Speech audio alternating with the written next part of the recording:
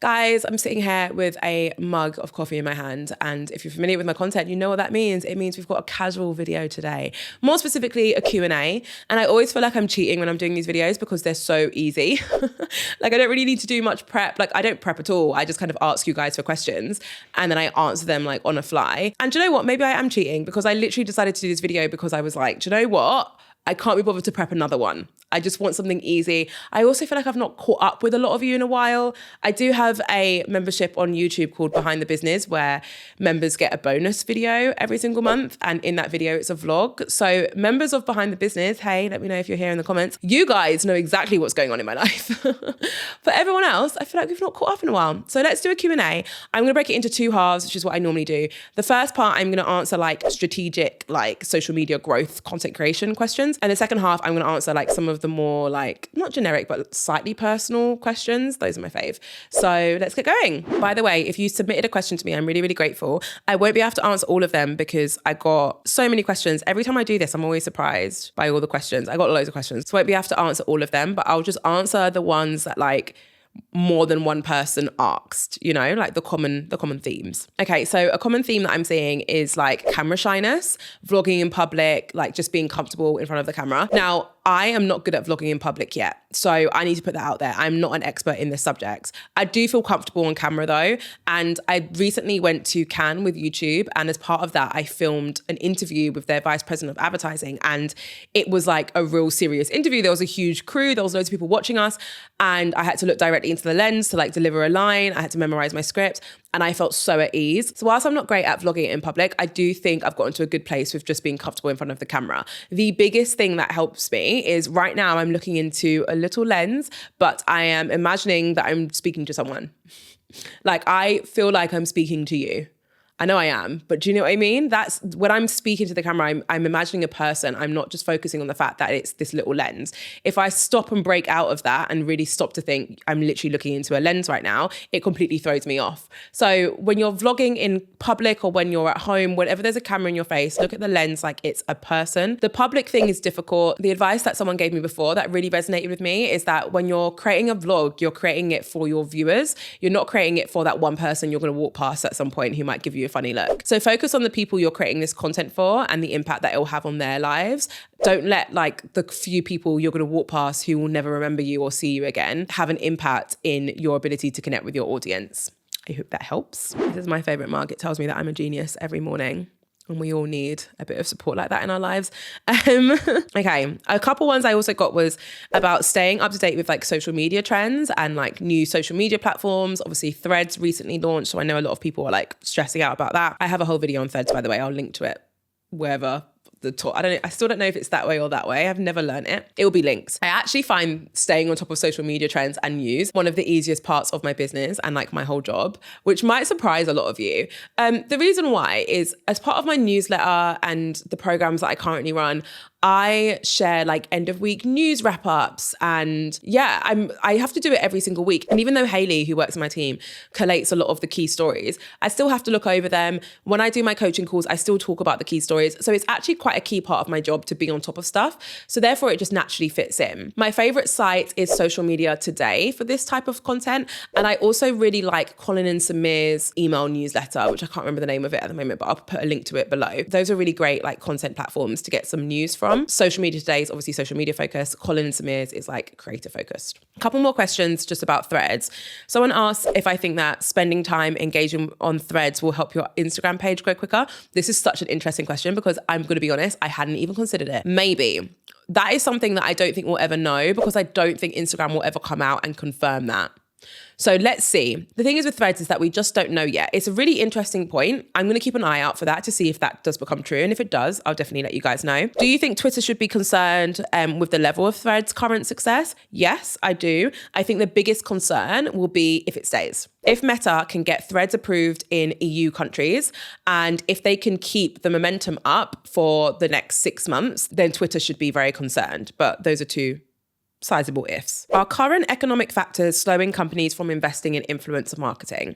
That, in order to answer that question, you'd have to narrow down the companies you're referring to, because some companies are hit harder by, are we actually in the recession yet? I feel like I keep on hearing we're about to go in one, and I don't even know if we're in one yet. But some companies are hit harder by tough economic situations than others. So it does very much depend. If I answer this question based on myself and also the clients I work with, and therefore I know how many brand deals they're getting, no. All the clients I'm working with at the moment are still getting a lot of brand deals.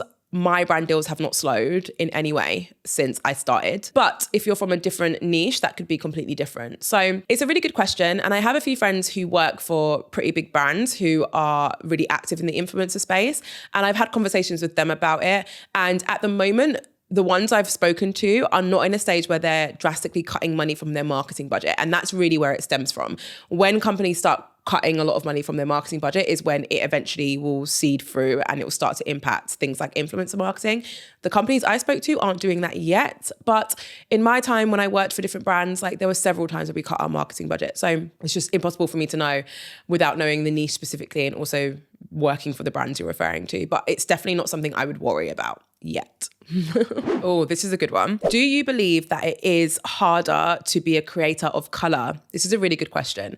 So the first thing that I always struggle with these subjects is, realistically, I only know my experience as a Black female creator, right? So it is impossible for me to be like, actually, if I were a white male, I would be this far along in my journey. Like, I don't know that, right? I only know how far along I've gotten as a Black female creator. What I do know though, is that there is such a thing as algorithm bias on social media platforms. I see it all the time on Instagram, for example. It's how the algorithms work. If you naturally engage with a certain type of content or certain creators, because maybe those creators are the same race as you, or they're the same age as you, or they're, you know, in the same location as you, they have the same style as you. There's several reasons why you might gravitate towards certain creators, and those reasons aren't bad. A lot of the time it's just representation and you seeing yourself in that creator. So if you naturally gravitate towards specific content, Instagram will naturally show you more of that content. So there is an argument to say that if someone doesn't know a lot of people who are from a different race, there's a chance that their Explore page will rarely show them content from creators who are a different race to them. And what that means for minority creators like myself and millions of other creators out there is that we may not be reaching as many people as our counterparts might be, purely because of algorithm bias, right? So to sum up, without me being able to literally compare what life would have been like if I was someone else, and I would never want to be anyone else.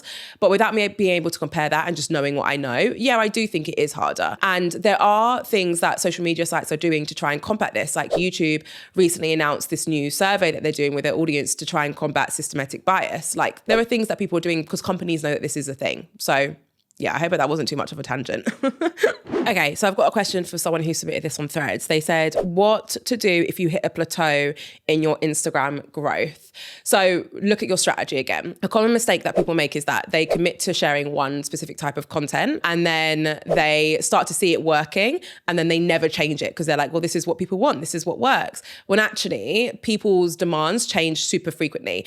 Take my Instagram for an example. Head over to my Instagram and scroll down and you will see several iterations of what my content has looked like. I have evolved it and changed my strategy every 6 to 12 months since I started that account, like drastically. It looks very different now than it did before because people's demands were changing and what people were reacting to were changing. So I had to evolve with it. So take a step back, come up with some new creative ideas and test them for a few months and see what seems to stick with your audience. This was a good question. When a new social media platform arises, what should the focus shift be? Continue efforts on the other platforms or put more time and energy into a new one? I would never redirect all of your focus to a new platform. I'm just going to be completely blunt because you have no idea what's going to happen with that platform.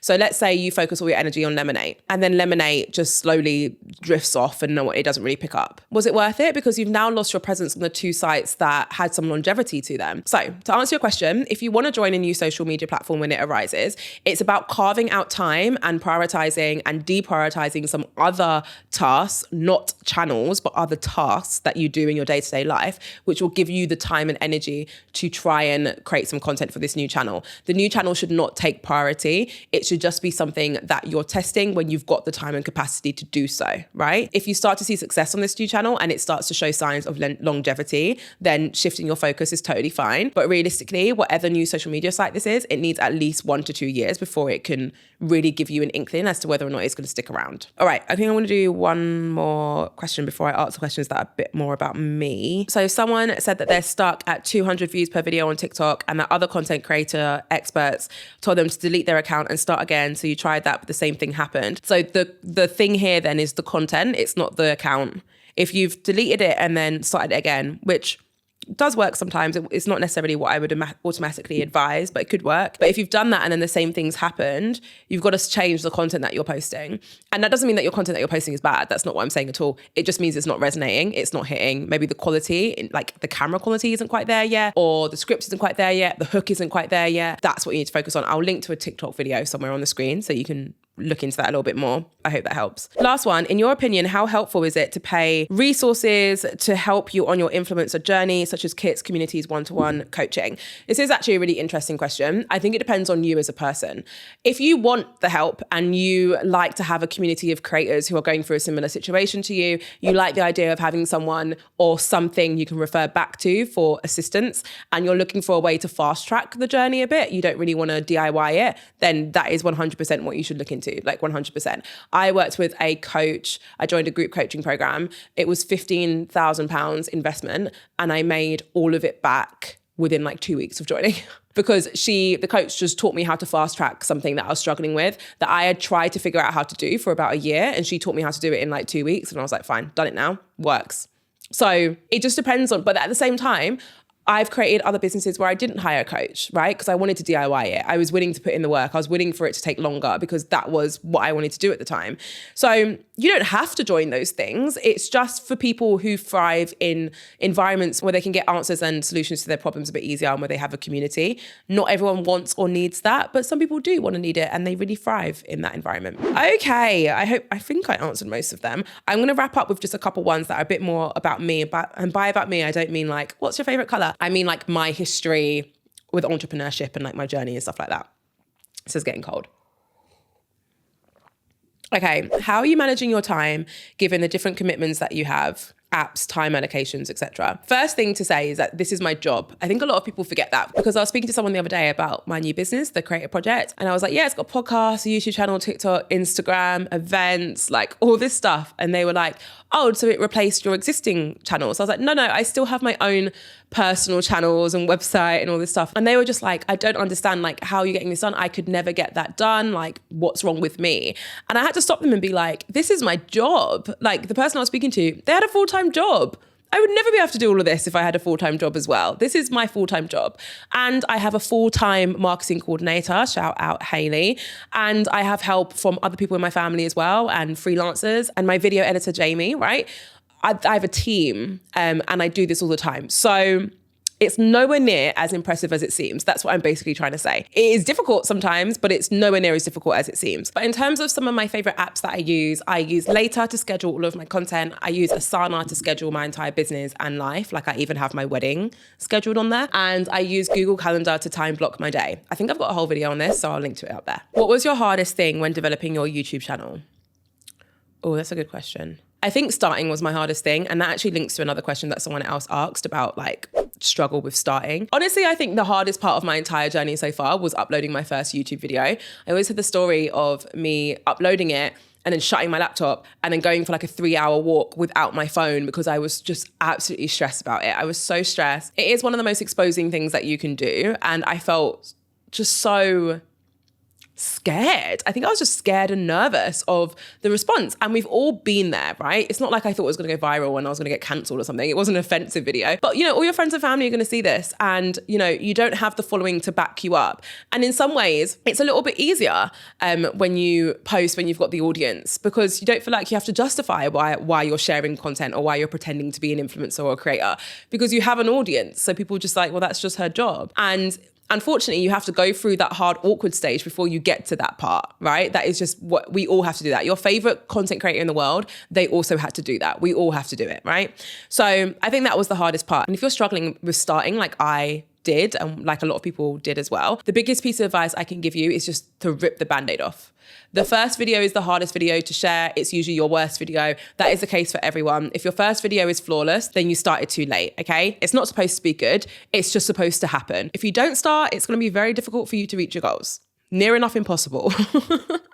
Okay, a couple more and then I'm going to wrap up because I've got to go to the physio. My first physio appointment today because my wrists are like terrible. It's such a weird thing. Like my wrists are failing me. So I've got to go sort that out. How do I always stay so disciplined? Oh, so I don't know which route to go with this question because I could go down like all the things that I do and all the tactics that I use. I think a lot of it though is this understanding that like no one is going to do this stuff for you. Like no one is going to build this business for me. People will help me, sure. No one's going to spearhead it though. No one's going to champion it. No one's going to drive this forward. If there's a task on my to-do list, I can put it off as much as I want. At the end of the day, if I don't get it done, the only one who's going to suffer is me. I take complete responsibility for the success of this business. And I have with all my other businesses, some of which have failed, and I've taken complete responsibility for them, right? I know that I can make this business as big or as small as I want to make it if I really put my mind to it and I really get the work done. But in order for that to happen, I need to be disciplined because again, no one's going to do this work for me. So yeah, there are little things that I do like in terms of organizing my life and like journaling to try and get me through any blocks that I'm facing when it comes to not feeling motivated or disciplined, 100%. But it all comes from this belief and understanding that like I need to get this done. Like it's me, it's completely on me. And I'm sure other people use different belief systems to keep them disciplined, but honestly, that's the one that I use. What is actually the thing that makes me get up and do work on a day, even if I don't feel like doing it. No one else is going to do it for me. So there were a few additional questions that I didn't get a chance to go to, like about Instagram growth and all that kind of stuff. So I'm going to link to some of my most recent and favorite videos in relation to some of the other questions in the description below. So if you asked a question and it didn't get answered, check the description below because there's going to be some resources in there for you to get a full answer. Thank you so much for watching this video. I really appreciate when you guys tune into these like more casual ones. If you feel like hanging around, I recommend watching this video. It's all about my brand new business that I've started, the fact that I'm starting from scratch, and of course I give you tips for how you can do the same. Thanks so much for watching as always. I can't wait to see you in my next video.